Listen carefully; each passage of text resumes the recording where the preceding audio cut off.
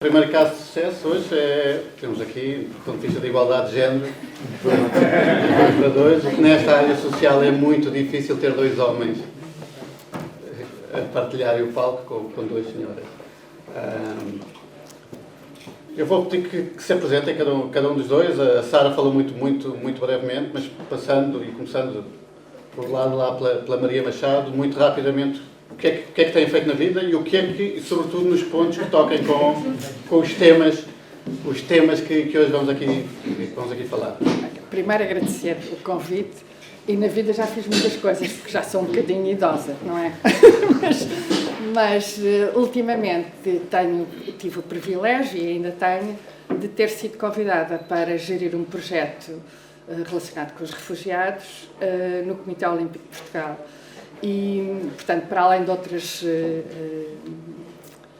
atividades que faço dentro do Comitê, este é um dos projetos que me é muito caro, porque, e todas as pessoas que estão aqui sabem, quando se trabalha com refugiados é algo que é muito envolvente e, portanto, dá muito de nós, mas nós também recebemos muito deles, e por isso é com muito agrado que estou aqui e espero podermos partilhar algum destes desafios aqui hoje. Nossa, Susana. Então, o meu nome é Susana Gouveia, trabalho na Cruz Vermelha Portuguesa há 18 anos, mas desde 2016, não é? Começaram assim as levas de refugiados, e que estou na equipa central a fazer, digamos, a distribuir jogo para as delegações, o que quer dizer distribuir pessoas, distribuir tarefas, mas dar-lhes suporte, fazer capacitação das equipas que estão no terreno. Estive 2 anos fora da Cruz Vermelha e foi-me lançado o desafio, há quase um ano atrás, para coordenar uma unidade de acolhimento de emergência que teve num antigo Hospital Militar de Belém só 132 pessoas, desde os 8 até aos 60 anos, e, portanto, 70 menores não acompanhados, e os diferentes tipos de perfil, de personalidade, tudo isto gerido de alguma forma são um grupo de música relacionado com aquilo que era proibido e que é proibido no Afeganistão, o que quer dizer que a extração deles foi algo rápida e foi gerida nessa perspectiva. É uma orientação muito vocacionada para aquilo que continuaria a ser o trabalho deles aqui em Portugal. Portanto, o nosso trabalho com estas pessoas, com esta comunidade, foi essencialmente de gestão de expectativas, por muito daquilo que foi falado anteriormente. De facto, a questão da língua e das escolas é um dos calcanhares daqueles e que nós internamente, enquanto equipa técnica, temos discutido, mas que, para mim, enquanto psicóloga, é uma forma que nós deveríamos pensar enquanto grupo operativo, se de facto as prioridades são aquelas que nós definimos em 2016 ou 2015, se elas continuam a fazer sentido. Já me estou a alongar na minha apresentação, mas acima de tudo dizer que coordenar esta missão, que foi considerada uma missão de emergência de supostamente 3 a 4 meses e que durou 9, foi um parto bastante interessante, desafiante e com um final inusitado para aquilo que nós perspectivávamos em dezembro de 2021. Eu antes de passar ao Pedro, faço aqui só um parênteses, quando nós conhecemos, quando fomos desafiados para apoiar ali o Hospital Militar de Belém com um conjunto de atividades, eu lembro uma primeira frase da Susana me dizer, e nós temos sempre o trabalho facilitado, que é: eles são músicos, mas são fanáticos por futebol. E aí facilitou muito algum do trabalho com eles e a forma de os conhecermos melhor e de os acompanharmos. Pedro. Muito bem, eu sou o Pedro Góis, sou sociólogo, trabalho em migrações já há muitos anos, tenho feito muitas coisas nestas áreas das migrações, Dei para mim no outro dia a escrever uma daquelas pequenas bios que temos que mandar, a dizer que sou um sociólogo holístico, ou seja, eu vejo as migrações no seu todo e os refugiados como parte desse fluxo migratório global que está a surgir. Nos últimos anos tenho feito, para além disto, alguma advocacy, tento escrever em jornais, tentando martelar algumas cabeças de decisores políticos aqui e um pouco no mundo, tentando contrariar a tendência de que estas questões são para ser vistas de uma forma isolada e pensando no longo prazo. Portugal tem não uma missão, mas a necessidade de ter um planeamento estratégico para o futuro, para acolher migrantes e refugiados. Quando chegam, eles são pessoas e temos que tratar deles, é-nos indiferente do estatuto que têm. Depois há vulnerabilidades próprias associadas a cada grupo com as quais temos que lidar. São um grande desafio para todas as áreas, ou seja, a nossa sociedade vai ter que reaprender muito daquilo que eu próprio escrevi há algum tempo atrás. O exemplo daqui da Nova é um excelente exemplo de como, com a chegada deste novo grande desafio, as instituições têm que começar a mudar e a adaptar-se para essa mudança.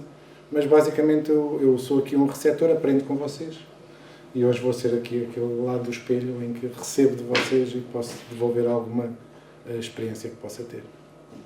Ótimo. Tocando neste ponto, e o Nuno a seguir, no painel a seguir, juntamente também com a vereadora Alcina do Fundão, vai provavelmente explorar os grandes exemplos de boa integração que o Fundão tem, que para além de... Eu acho que tem duas muito boas práticas, a questão da integração e das charejas.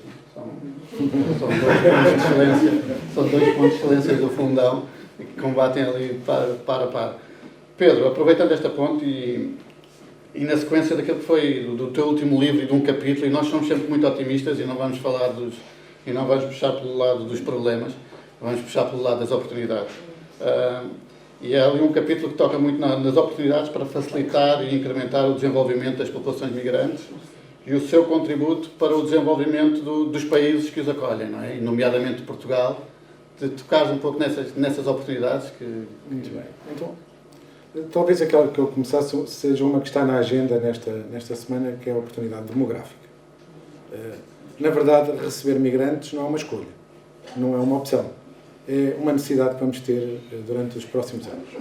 O nosso envelhecimento populacional acelerou nos últimos tempos por via da saída de muitos portugueses e de outros residentes que estavam cá, inclusive migrantes que reemigraram, e nós não temos condições no nosso mercado de trabalho para que a oferta que está a emergir preencha as necessidades do mercado de trabalho.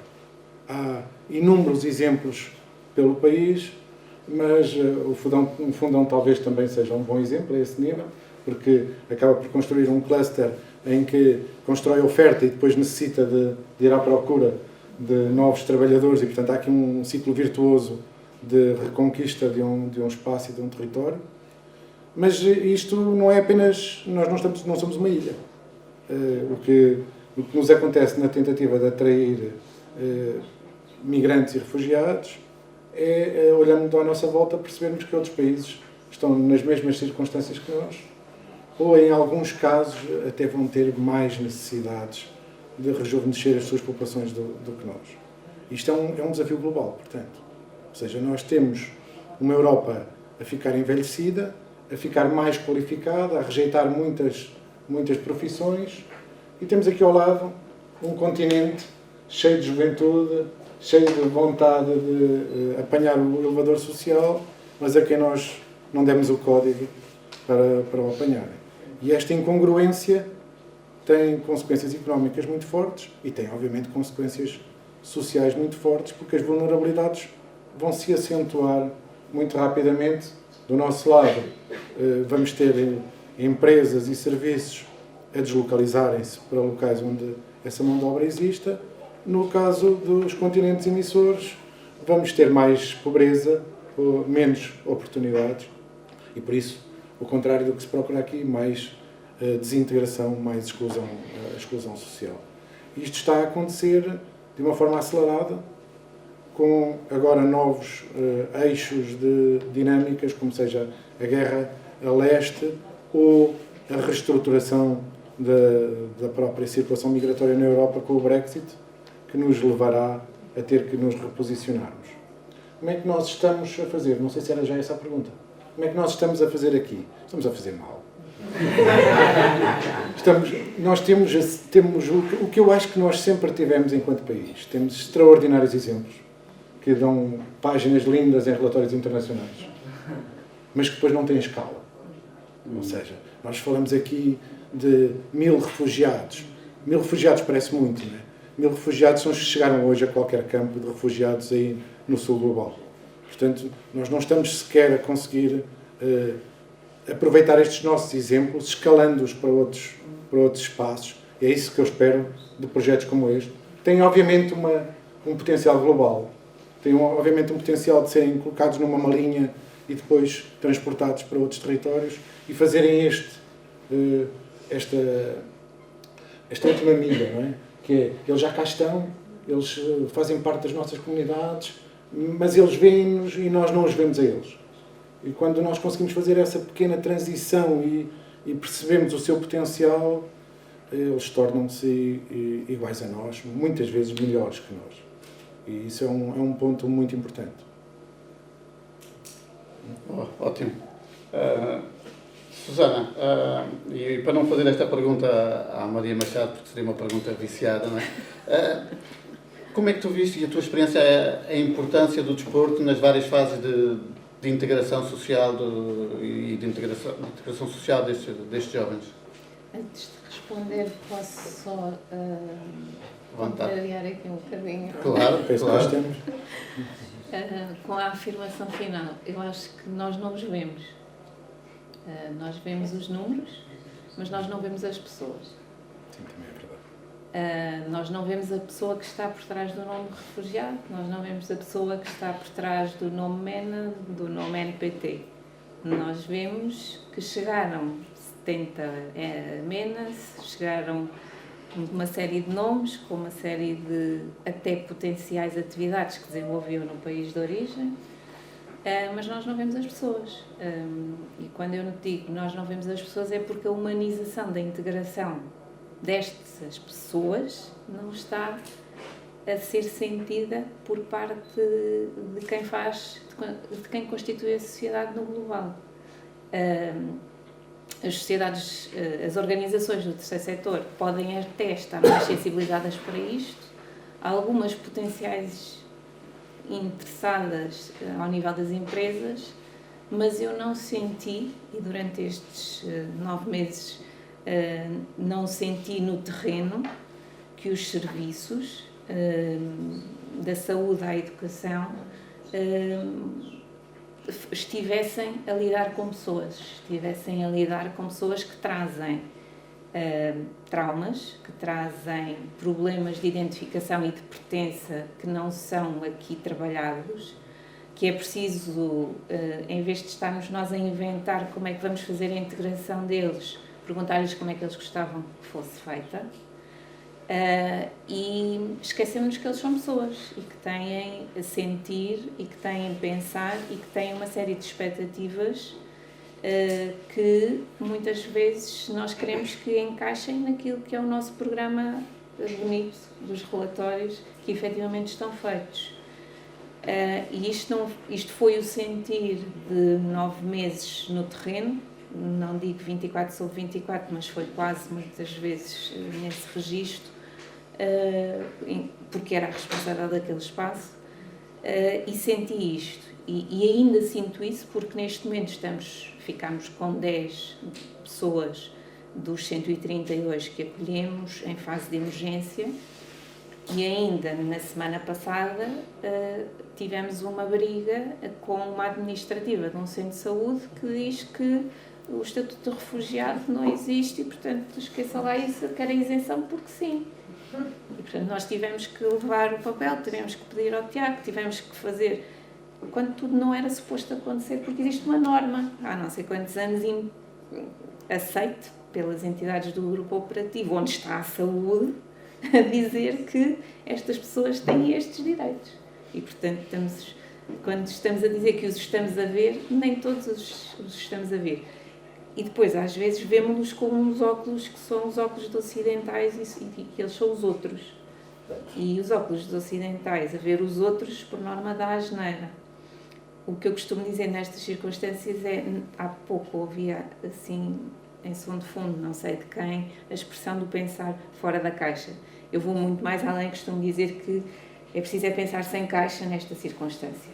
E pensar sem caixa nesta circunstância é colocar-nos nos sapatos do outro, ainda que com as nossas meias. É nós percebermos, sentar-nos com eles à frente e percebermos o que é que, afinal, eles esperam daqui. E este grupo que eu acolhi, vou, assim, apoderar-me deles, Tiago, com tudo aquilo que isto representou e tu bem sabes, foi um grupo extremamente... com umas expectativas, sim, tipo... Basta dizer que eles estiveram 2 meses no Qatar, mas no Qatar bom, que não é aquele que agora aparece na comunicação social. Pronto, eles usaram as vilas e, portanto, onde alguém limpava por eles, onde alguém cozinhava por eles, e, portanto, eles só tinham que ir jogar à bola à noite, porque também durante o dia estavam fechados dentro de casa com o ar-condicionado no máximo, e daí que nós achávamos estranho eles fazerem aquilo aqui. O desporto foi importante nas diferentes fases e, efetivamente, nós fizemos um questionário que esperamos apresentar em breve as nossas conclusões e o Ricardo teve a amabilidade de nos devolver essa resposta e sentiu na pele a quebra e a mudança nesta fita de tempo, porque efetivamente nós estávamos programados para ser uma resposta de emergência durante 4 meses, vá lá 6 no máximo, 9 já foi literalmente com a corda no pescoço, o que quer dizer que também os parceiros sentiram isto de uma forma muito, diria, na pele. No primeiro momento, embora lá a motivação, porque eles todos de facto gostam de futebol, porque o Cristiano Ronaldo era a única coisa que eles conheciam de Portugal, mais as imagens espetaculares que lhes tinham mostrado, mas além do futebol e do cricket, todas as outras atividades, eles diziam que sabiam nadar e depois aquilo foi muito desgraça. Porque eles não têm mar, não têm rio e, portanto, os mais velhos só diziam eles são uns sonhadores, porque quando eles virem a piscina, vamos ver como é que eles vão reagir. Pronto, o Ricardo esteve lá e a experiência foi algo de interessante. E, portanto, o desporto no início, de facto, foi integrador, foi aglutinador dos nossos monitores, do nosso staff, dos parceiros, da comunidade, mas depois, devido, e isto foi um fator externo, que há bocado estávamos a ver, devido à fita de tempo prolongada que nós tivemos que esticar, de facto, houve um desinvestimento tanto por parte, e em primeira instância, da comunidade, como depois, por subsequente, por parte dos parceiros e por parte de nós próprios. Posso-vos dizer, e o Tiago não me deixa mentir, os últimos 3 meses foi um esforço físico, mental, emocional, psicológico, tudo o que vocês possam imaginar. Não porque deixássemos de acreditar, mas porque quando nós perspectivamos que a meta é aqui, se a meta é maratona, não é? Se afinal não, ultra maratona. Era só uma maratona, não era ultra. Exato. Se vamos para uma ultra, tínhamos que estar mentalizados que íamos para uma ultra e não para uma maratona. Ao contrário, se vamos para uma ultra, temos que nos mentalizar e focar que, de facto, a meta é mais além. E aqui este envolvimento com os parceiros ao início, de facto, foi bastante aglutinador, tanto do ponto de vista do futebol como do ponto de vista do cricket. Eles estavam disponíveis, mentalmente abertos para acolher outros desportos, mesmo com os voluntários que vocês conseguiram captar e trabalhar connosco, e que nós também conseguimos introduzir alguns ao nível da dança, ao nível houve depois a tentativa do surf, que também teve as suas particularidades. mas de facto o desporto foi algo que foi aglutinador, tal como a música, como eles me disseram ao início, que os desafiei a ir ver um concerto da orquestra da polícia, do Exército, e havia um concerto depois com o Luís Represas e eles estavam deliciados a ouvir. Eu perguntava, mas vocês estão a entender alguma coisa? Não, mas é música. E o desporto é a mesma coisa. O desporto e a música têm uma linguagem transversal e, portanto, independentemente da língua que se fala, essa linguagem transversal esteve de facto presente, e foi muito interessante a forma como nos primeiros meses eles marcavam presença, envolviam-se, propunham atividades extra e iam um bocadinho mais além do que aquilo que nós imaginávamos. Aquilo que o Ricardo sentiu com o desinvestir foi, de facto, o esticar do tempo, da fita de tempo da emergência, que não foi positivo para ninguém, e isto é uma lição aprendida que espero que as organizações competentes também retirem daqui as lições aprendidas que nós retiramos, mas isto só para concluir dizendo que, no nosso caso em concreto, podemos dizer que a música e que o desporto foram e são vetores transversais e aglutinadores. Quando nós colocamos o ensino da língua portuguesa como a primeira coisa que eles têm que fazer e o ir para a escola, isto é uma violência atroz, do ponto de vista pessoal. Porque eles não reconhecem isto como importante. É muito mais importante, se calhar, durante o primeiro mês, descobrir qual é o desporto que eles gostam, ou a música, neste caso, também tínhamos esse vetor, e fazer isto. E haver uma aprendizagem da língua nestes contextos informais. Porque na escola, para onde os meus residentes foram, todos eles disseram o mesmo. Nós somos um gueto ali, à parte, porque foi criada uma turma para eles, a professora não falava a língua deles, eles não falavam a língua da professora, falavam mais ou menos em inglês e, portanto, entravam e saíam na mesma. Isto não é ultrapassar a barreira da língua. E, portanto, o meu desafio aqui é deixar a quem compete, porque vamos deixar, enquanto Cruz Vermelha, esta reflexão também, que de facto se aposte e se revejam os documentos não é 1900, mas é 2000 e troca o passo, que de facto temos que nos adaptar ao contexto real, agora, no aqui e agora. No aqui e agora vimos que o desporto foi aglutinador, e foi um motivo de facto eles gostarem e se sentirem bem, e os jogos de futebol que eles tinham, e depois a possibilidade de terem continuado isso com a ligação aos Young Birds, que é um projeto da Cruz Vermelha nesta área, que começou com os MENA, num centro de acolhimento temporário, e que foi o primeiro e único centro de acolhimento temporário para MENA, e que foi fechado, sabe-se lá porquê, alguém haverá de responder, mas o know-how que trouxeram daí os técnicos que nós assimilamos, digamos assim, também nos ensinaram isso, que de facto o desporto e o futebol foi integrador. Isto só para fechar, realmente, os Young Birds foram, como havia pessoas residentes no HMB que praticavam futebol de forma efetiva nos Young Birds, foram, digamos, foi feito um polo no norte do país, porque eles foram deslocalizados para Braga e Guimarães, e portanto agora os Young Birds funcionam em Lisboa e funcionam no norte.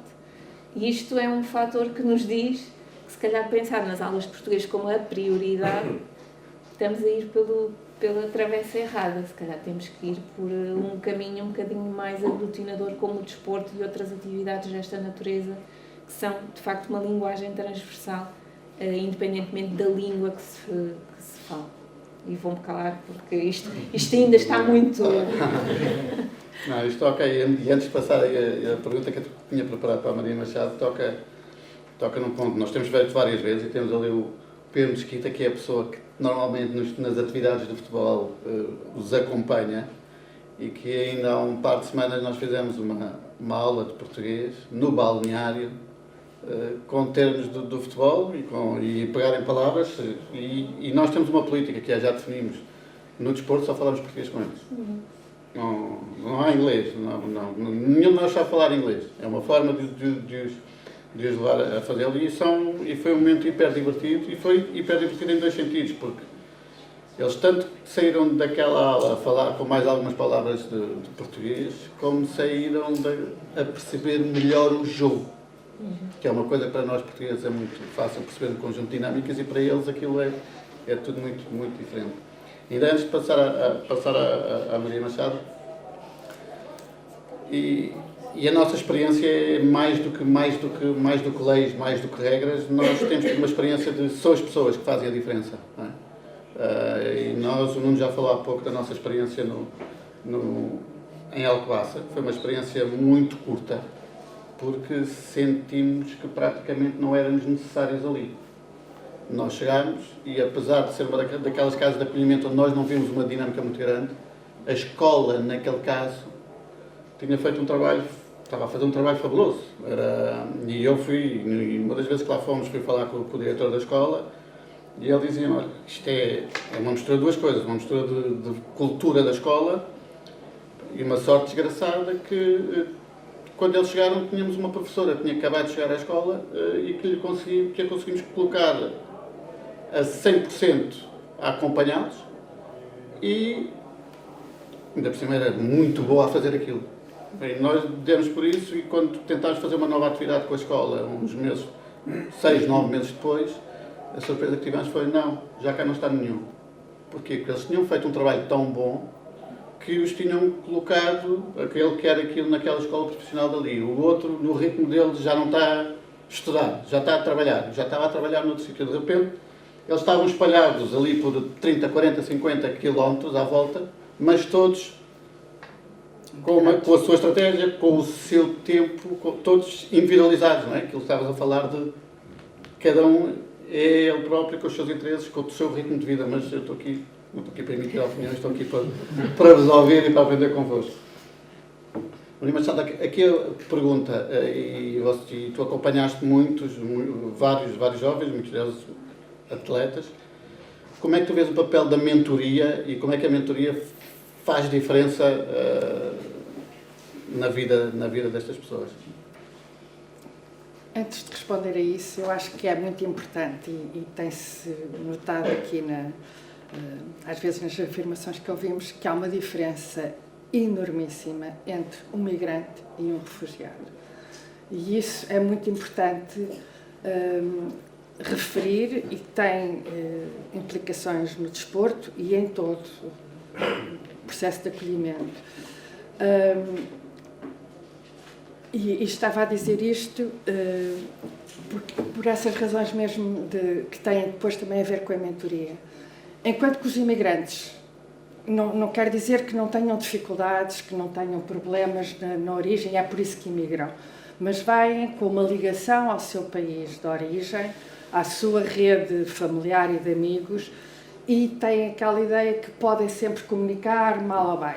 Um refugiado não tem perdeu toda essa rede de suporte, todo esse envolvimento, não pode sequer contactar com as pessoas no país, porque os pode pôr em perigo, e tem também questões que nós, quando lidamos com eles, temos de ter muito cuidado para não os expor a outros fatores que os possam pôr em perigo também aqui a eles.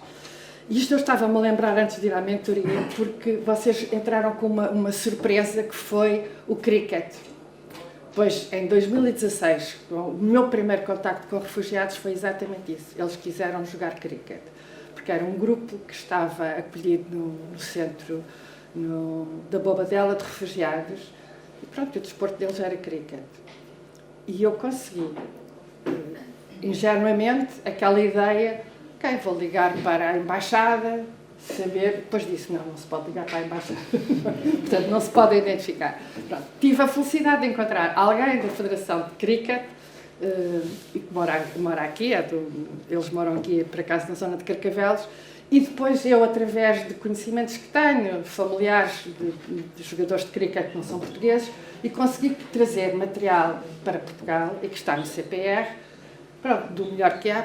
Era uma sugestão, se vocês precisarem, provavelmente podem usar também. Mas já conseguimos trazer do Reino Unido, com a Pois ajuda do Paulo, que foi também foi o Reino Unido que me trouxe tudo do melhor. Tudo. Está habituados que estão neste momento no Centro de Migrações do Fundão. Mas foi também esse o contacto.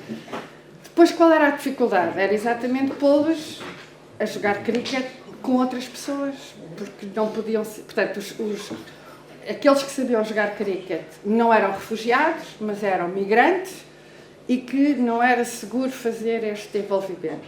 Não é? Portanto, agora, isto portanto, não foi experiência. É uma realidade completamente diferente da nossa, mas é a realidade deles. Pronto. E aí está. Agora, então, vamos para a parte da pergunta. Eu acho que é muito importante a mentoria, quer ao nível do desporto, quer ao nível de qualquer outra atividade. Porque há uma ligação próxima. E esta é a primeira expectativa de criação de algo, de uma rede, não é? De algo que as pessoas sentem um apoio, porque eles não têm mais ninguém. E, portanto, quando nós temos alguém que vai ser um mentor, que está disponível para trabalhar como, suponho que a Sara, há pouco estavam a falar, e, portanto, que sabe o que é que nós estamos a falar, não é?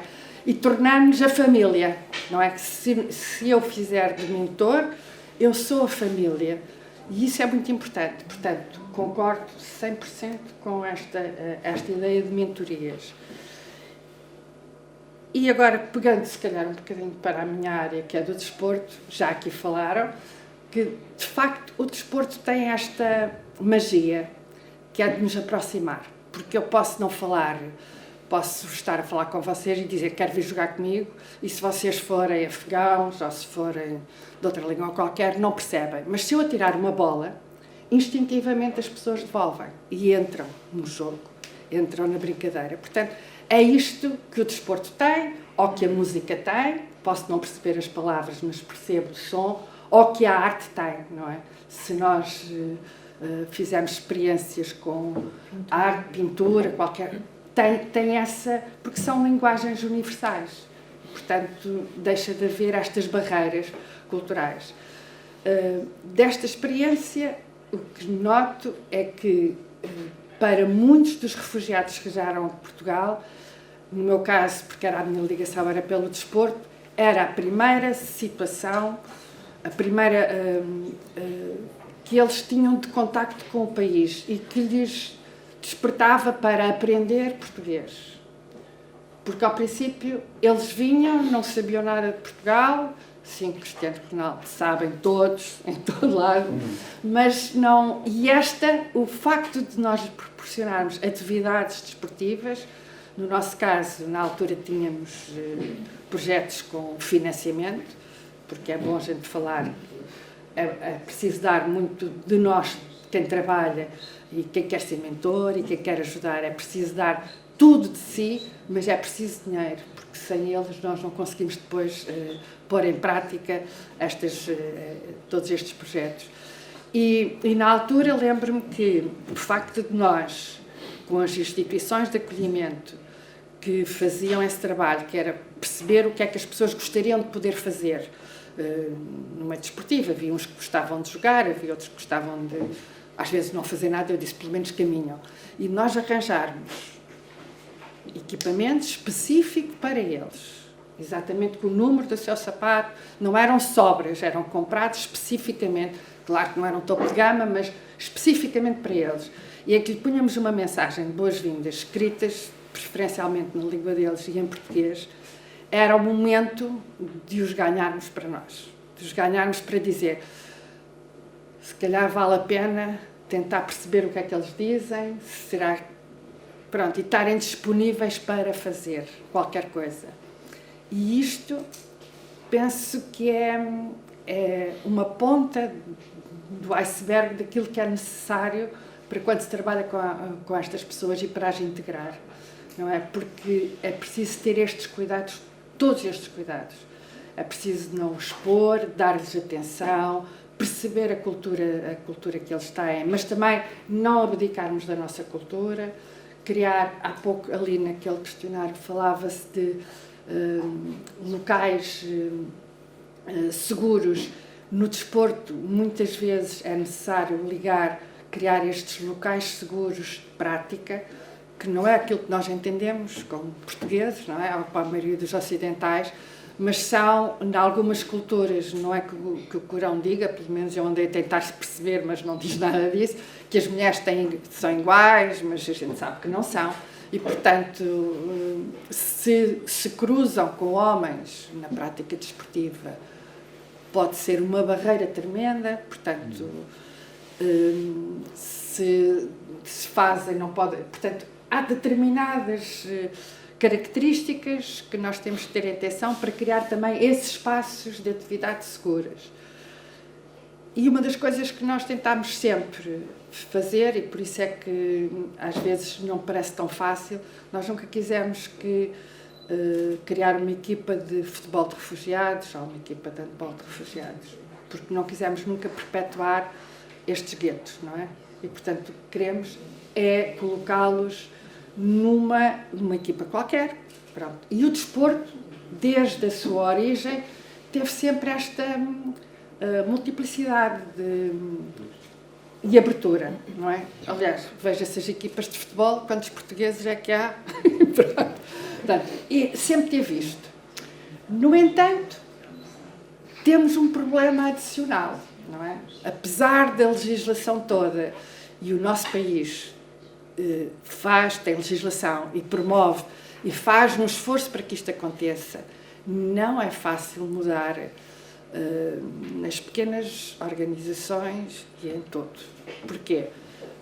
Porque um refugiado não é português, também não é um migrante, e por isso anda ali no limbo quando entra dentro da parte competitiva. E os clubes muitas vezes dizem, e as federações, não, nós somos 100% a favor dos refugiados, podem vir fazer desporto, mas competir não, porque ele conta como um estrangeiro e para isso a gente quer que seja um migrante que venha já com outro nível de... Pronto. E isso é uma barreira enorme, não é? Em Portugal, mesmo com o trabalho que se tem vindo a fazer desde 2016, isso continua a ser uma barreira muito grande, porque eles não são estrangeiros, não são portugueses, mas em algumas coisas contam como estrangeiros e, portanto, ficam fora. Pronto, essa é uma das barreiras, que não sei como é que vamos dar a volta a isso. Sei que a nível internacional, o Comitê Olímpico Internacional tem uma solução, porque é uma organização de topo e criou... Estou-me a desviar um bocado da mentoria, mas é para dar esta ideia. Criou aquilo que se chama Equipa Olímpica de Refugiados e, portanto, que entram no estádio com a bandeira do Comitê Olímpico Internacional e com o hino do Comitê Olímpico, e se subirem ao palco é com esses símbolos que são homenageados. Já conseguimos que algumas federações internacionais criassem equipas olímpicas, por exemplo, a World Athletics, que é a Federação de Atletismo, criou a World Athletics Refugees e, portanto, nós temos um português que tem participado nos mundiais e europeus e até foi aos Jogos Olímpicos também na equipa de refugiados. Portanto, eles entram como refugiados e não como estrangeiros ou isso, e, portanto, têm uma participação efetiva. Podem bater um recorde, podem chegar ao primeiro lugar, podem ir... Em Portugal, também porque não temos dimensão, percebo que não temos dimensão para isso, mas, por exemplo, um dos refugiados que nós temos, que é do atletismo, dos 100 metros, ele faz a primeira série e até pode ter o melhor tempo, mas não pode ir à final, porque não pode competir nos campeonatos nacionais e, portanto, não é? E há estas limitações. Mas, pronto, ainda voltando à mentoria, sim, e é necessário também mentoria para fazer ver às organizações nacionais que é necessário equacionar este problema. Problema não, este desafio, porque os refugiados nós não escolhemos, temos mesmo de criar condições para que eles possam viver, porque hoje são eles e amanhã poderemos ter nós noutro país qualquer. E, portanto, não é algo que se escolha, é algo que nós temos de enfrentar e ajudar a resolver para que eles vivam na melhor situação e um dia, se puderem voltar aos países de origem, que é o desejo deles, que o façam em segurança.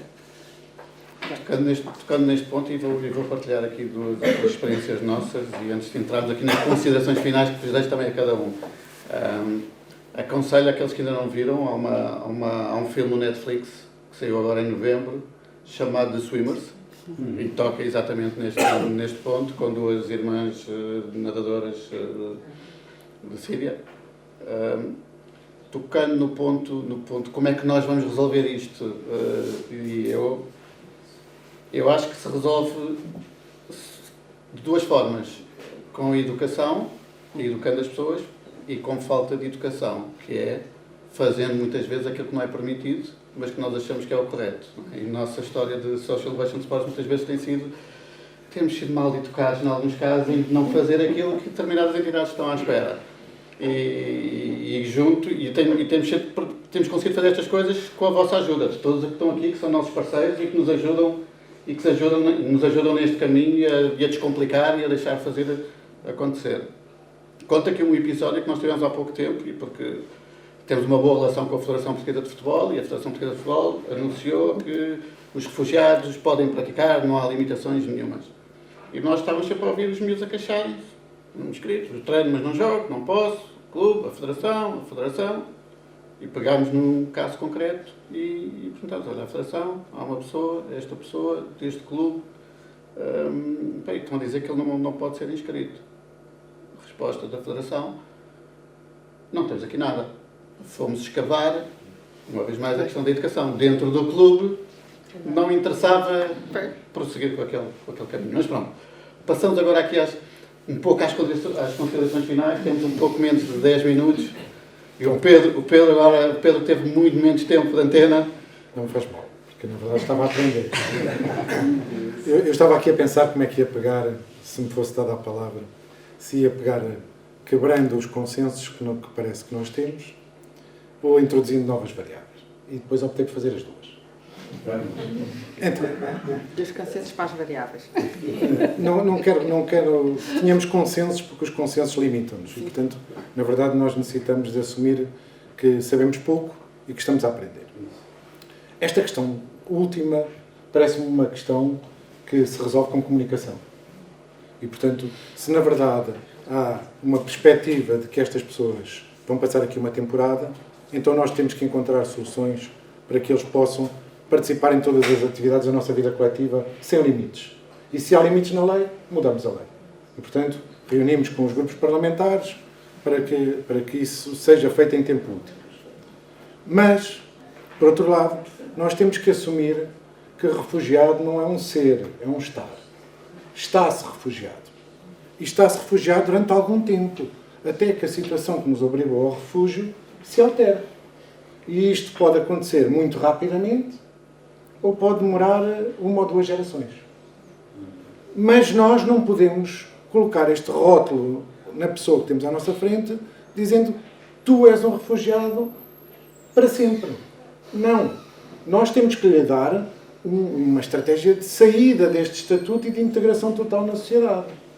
E isso passa, obviamente, por tudo o que já aqui foi dito. O desporto parece-me uma excelente porta de entrada, não apenas para os jovens, mas também para os outros, porque nós podemos fazer desporto sendo adepto. E, portanto, também podemos encontrar outros caminhos para outras gerações. Mas temos que assumir esta ideia de que eu estou apenas temporalmente aqui com este estatuto e não estou preso a Portugal. Reparem a violência que seria se nós lhe disséssemos: não te podes ir embora. Não, claro que sim, a porta está aberta. Todas as portas têm que estar abertas. E as portas que estão fechadas para proteger algumas das pessoas que estão em maior vulnerabilidade, como os menores e os jovens desacompanhados. Mas têm que estar entreabertas para que, se eles vierem falar connosco e disserem: eu tenho um tio na Alemanha que quer ir embora, nos sentemos noutra mesa ao lado com eles e dizemos, vamos lá então planear isso. Portanto, atenção, não somos donos dos refugiados, primeira coisa. Segunda coisa, embora haja de facto uma diferença grande de estatuto entre refugiado e imigrante, hoje começamos a confundir esses papéis. Porquê? Porque muitos, não é o caso de Portugal, porque estamos num cantinho da Europa e eles já chegam aqui com o estatuto atribuído. Mas na maior parte dos países que fazem fronteira, eles, na verdade, são ambas as coisas. São imigrantes que podem usar o estatuto de refugiado se a ele tiverem acesso, ou são refugiados que querem trabalhar imediatamente quando chegam e não querem ficar à espera que lhes seja atribuído o estatuto para que possam integrar-se no mercado de trabalho. E esta fluidez entre esses estatutos é algo de positivo, não é algo de negativo. Não nos concentremos nos refugiados que vamos receber, porque tirando estes momentos, que são únicos e que eu espero que sejam rápidos, da proteção humanitária aos 53 mil e qualquer coisa ucranianos, nós temos recebido pouquíssimos refugiados ao longo da nossa história democrática, pouquíssimos. Muito menos do que aquilo que nós devíamos ter recebido, porque os portugueses refugiaram-se da ditadura de Salazar aos milhares, às dezenas de milhares, às centenas de milhares eventualmente. Portanto, temos que ter essa capacidade de aí sim nos meter nos sapatos de quem está agora a chegar. Mas, por outro lado, e é aqui que eu também estabeleço alguns dissensos, não existe um refugiado. Os refugiados são altamente segmentados. Têm aqui múltiplos segmentos. Não é cada caso é um caso, mas quase. Nós vamos encaixando aqui em diferentes grupinhos e temos que intervir com eles em diferentes grupos. E, eu disse isso ao Nuno antes de entrar, talvez o nosso pior erro seja que sempre que recomeçamos um projeto, recomeçamos essa aprendizagem. Ou seja, vocês agora aprenderam tudo isto e agora o projeto acaba o financiamento e o que é que fazem a todo esse conhecimento que têm? Metem lá numa gavetinha do vosso currículo, ficam com a alma cheia por terem participado num projeto e a seguir vêm os novos jovens que vêm fazer a mesma coisa. E isso nós temos que também romper. Nós temos que criar recursos, criar novos recursos para que esses recursos sejam trazidos para esse sistema. Não podemos esperar o Estado, porque nós sabemos que não podemos esperar o Estado em quase nada. Podemos esperar que o Estado ajude, podemos esperar que o Estado promova, mas é a sociedade no seu todo que tem que se organizar, incluindo, obviamente, as empresas, os clubes de futebol, as outras organizações que estão no terreno. Temos que encontrar uma forma de nos juntar para fazer esse processo de agregação da sociedade. Eu, há 2 ou 3 semanas, estava a dizer uma coisa parecida com esta a um conjunto de bispos, dizendo-lhes, meus amigos, a função da Igreja é, vocês têm meia hora de púlpito todas as semanas, comuniquem os assuntos difíceis, tragam os assuntos difíceis e falem com as pessoas, digam porque é que nós precisamos da vossa ajuda. Precisamos porque o Estado não consegue resolver sozinho e a sociedade somos nós. A sociedade não é uma ideia abstrata, a sociedade somos mesmo nós que temos que criar estes projetos. E por isso temos que encontrar novas estruturas. O ACM, eu sei que estão aqui várias pessoas do ACM, o ACM é uma estrutura de 1996 e depois de 2000 com as suas reconfigurações. E o mundo em 2000 era outra coisa. Era outra coisa. Portanto, nós vamos ter que reestruturar tudo isso. Não é atribuir mais funções, mais competências e depois umas migalhas de recursos. É reestruturar todo o sistema. Começámos a trabalhar com refugiados, com o CPR e os jesuítas. E hoje percebemos que estas instituições não chegam. Primeiro que tudo, porque este não é um problema de Lisboa. E, portanto, todo o sistema estava montado para Lisboa e este não é um problema de Lisboa. Hoje este é um desafio para o país todo, onde temos que aprender a mover-nos no país todo e, aliás, é a única solução para a integração é envolvermos o país todo, porque em Lisboa não há dinheiro que pague rendas de habitação para estas populações. Não há emprego que chegue. Eventualmente o emprego está a surgir noutras zonas do país, mas temos que encontrar formas de agilizar isto e, com sinceridade, o ACM necessita de uma reestruturação muito, muito grande para conseguir resolver este problema. Segundo, é a estrutura de distribuição de fundos. Como é que os fundos chegam às instituições? Eu fui avaliador de muitos destes projetos. Mas dizem-nos, nós só podemos apoiar 5. Temos ali, às vezes, muito boas ideias. Às vezes, ideias que não são tão boas, mas algumas boas em muitos projetos. Se nós os pudéssemos fundir, disséssemos assim, venham cá, sentem-se aqui, essas ideias juntas dão uma excelente iniciativa. Façam-nas. Não podemos, classificamos, não é? Classificamos em função de algumas variáveis e isso muitas vezes causa injustiças, mas, sobretudo, desmotiva muitas das pessoas que queriam chegar a este tempo. Depois, a ligação à empregabilidade. A empregabilidade, que é este conceito de estarmos aptos para ter um emprego, é algo que, obviamente, o desporto nos pode dar, porque nos integra. Foi aqui dados os bons exemplos da língua, e da língua falada, da língua real, não da língua gramatical, que às vezes se ensina nos cursos de português. E quando nós estamos mais preparados, é possível entrarmos no mercado de trabalho. Mas que mercado de trabalho é que nós estamos aqui a dar às pessoas? Porque se nós preparamos as pessoas e lhes dizemos vai ter aqui um grande futuro, tome lá 635 euros por mês, nós o que lhes estamos a dizer é acabou de ser capturado aqui na armadilha da pobreza, em que já estavam outras milhares de pessoas no país. Portanto, não posso aceitar isso. Eu prefiro que estas pessoas, em vez de ganharem 600 euros e tenham boas capacidades, entrem nas universidades e nos politécnicos ou em escolas profissionais e se formem, com subsidiarização, com bolsas, para que a seguir cheguem ao mercado de trabalho e tenham grande qualidade, do que, porque eu só tenho 9 meses do meu projeto para vos pagar a vossa integração, ao fim de 9 meses estão integrados. Acabou o dinheiro. Isso não acontece assim. Um processo de integração, nós vemos por nós. Chegamos ao mercado de trabalho e o mercado de trabalho é difícil e não nos adaptamos ao primeiro emprego e mudamos. E depois é o emprego que não se adapta a nós e despede-nos e, portanto, andamos ali. O que é absolutamente normal, não é? As ferramentas do desporto, porque é que são importantes?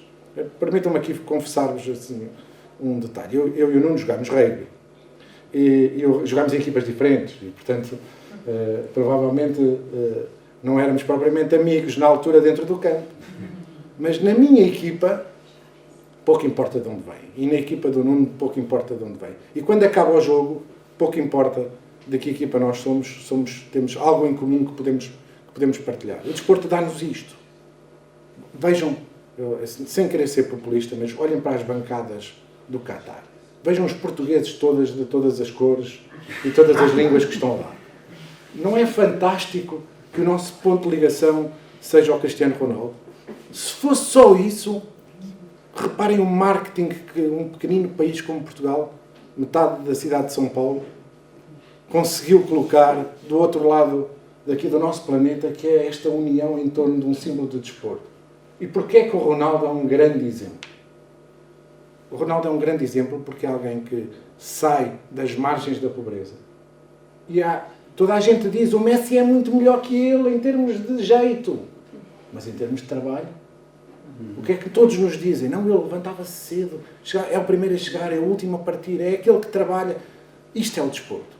Isto é a imagem do desportista. É aquele que se superou ele próprio por via do seu esforço pessoal. E nós vimos isso nos Jogos Olímpicos e são as melhores semanas dos meus verões, são ver Jogos Olímpicos, porque eu descubro países que eu nem sabia que existiam. Os nomes são absolutamente geniais. E no final daquilo tudo, eu só quero é que ganhe o melhor. Tanto pouco me importa de onde é que vem. E eu acho que aqui o que vocês conseguiram foi essa mensagem importante, que é, existem outras formas de integração que não estão a ser exploradas. Temos que as explorar, temos que aprofundar essas outras áreas. Temos que olhar para cada refugiado, para cada migrante, como um ser individual. E, portanto, adaptar um projeto só para ele. E depois temos que lhe dar a liberdade para que, se ele quiser bater as asas, ir para onde ele achar que vai ser mais feliz. Como faríamos a qualquer um das pessoas que estão à nossa volta, os nossos filhos, os nossos sobrinhos, os filhos dos nossos amigos, que é ajudá-los nesse pequenino passo. E eu, sem querer abusar, eu sei que já está a olhar para mim e sinto isso. Qual é o grande desafio? O grande desafio é que a vitória é fazermos destas pessoas inteiras. E eu acho que em muitos casos vocês já conseguiram isso. Noutros seguramente falharam e nós temos a mania de não falar muito dos nossos falhanços, mas também os devíamos partilhar para perceber o que é que correu mal em alguns casos, para não repetirmos. Vamos fazer outros erros diferentes. Obrigado. Pedro, obrigadíssimo por este ótimo resumo. Ficámos aqui sem tempo. Eu fiquei aqui e estou 100% de acordo com a maioria das palavras. A questão que me dizias no início também, diz que tem que deixar de ser projetos e passar a ser programas. E nós aqui da Social Innovation Sports sem querer retirar a pressão de cima do FAMI, de cima do ACM. Não, vocês precisam contribuir. Não, sem tirar a pressão, os nossos projetos vão continuar, as coisas que nós fazemos vão continuar independentemente do financiamento ou não. Andam a uma velocidade diferente e andam com um impacto diferente, mas aquilo que nós já construímos até agora vamos fazendo. Se a Sara vai ser 24 horas por dia mãe daqueles jovens, ou só vai conseguir ser 3 ou 4 ou 5 ou 6, Depende desse. pode estar dependente disto, não é? De algumas destas questões, mas este é um caminho que do nosso lado é imparável. É imparável portanto, e passamos aqui para, penso eu, agradecer uma vez mais, Pedro, Susana, Maria, as vossas ótimas contribuições. Próximo agora temos coffee break. E convidamos todos a tomar o coffee break lá em cima. Obrigada. Obrigado.